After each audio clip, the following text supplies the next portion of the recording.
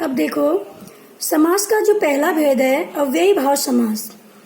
इसमें क्या होता है कि पहला पद प्रधान होता है और दूसरा पद गौण होता है। जैसे प्रतिदिन है, प्रतिदिन में पहला पद आपका पूर्व पद, दूसरा पद आपका उत्तर पद। तो पहला पद क्या है, इसमें प्रधान है। प्रधान है मतलब कि इस पद से दूसरे पद का अर्थ स्पष्ट हो रहा है।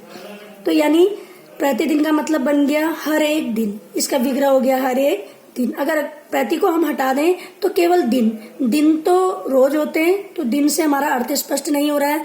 जब हमने इसमें प्रति को जोड़ दिया तो प्रति से इस दूसरे पद का यानी उत्तर पद का अर्थ स्पष्ट हो रहा है।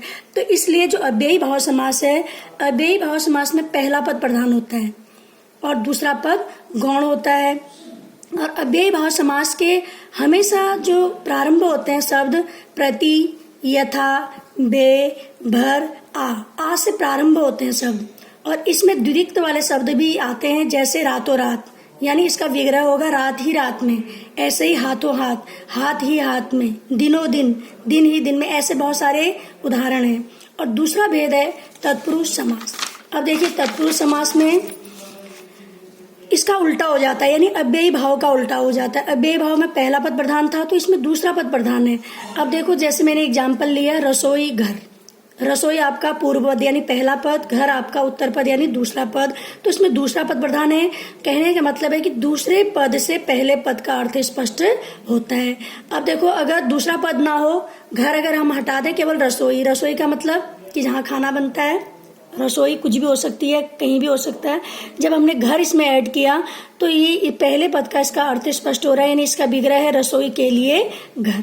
अब देखो, जो तत्पुरुष समास होता है, तत्पुरुष समास में विभक्ति के आधार पर यानी कर्ता को छोड़कर सारे विभक्ति चिन्हों का यहाँ पे प्रयोग किया जाता है। जो पहला इसका भेद है कर्म तत्पुरुष। अब देखो, कर्म तत्पुरुष में क्या होगा, इसका विभक्ति चिन्ह है को। तो जैसे यश प्राप्त, यानी इसका जब हम विग्रह करेंगे तो कर्म तत्पुरुष का विभक्ति चिन्ह आएगा यश को प्राप्त। इसमें पहला पद आपका यश हो गया, दूसरा पद आपका प्राप्त हो गया।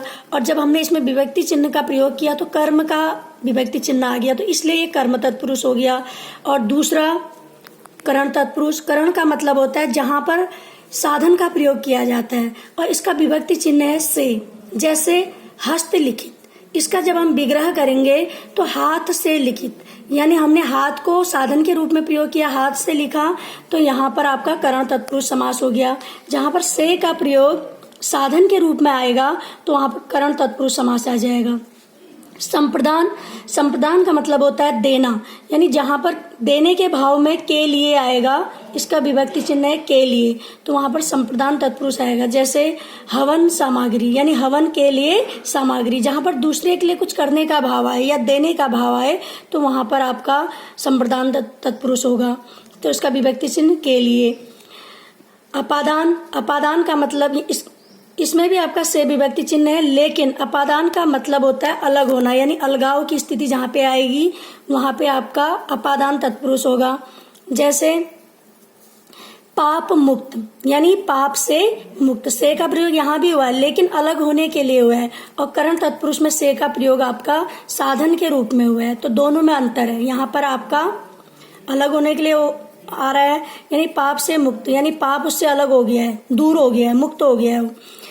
अब अगला है आपका फिफ्थ है संबंध तत्पुरुष। संबंध का मतलब होता है कि जहां पर किसी चीज का संबंध बताया जाता है का के की के द्वारा, तो वहां पर संबंध तत्पुरुष आता है। जैसे राजपुत्र, राजा का पुत्र।